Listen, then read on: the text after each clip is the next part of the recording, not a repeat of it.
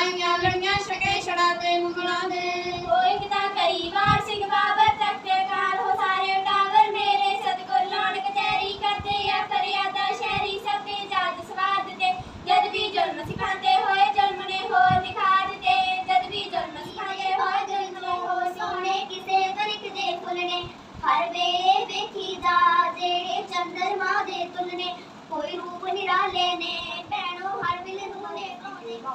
ਲੈ ਕੇ ਕਲਗੀਧਰ ਤੋਂ ਥਾਪੜਾ 2 ਦਿਨ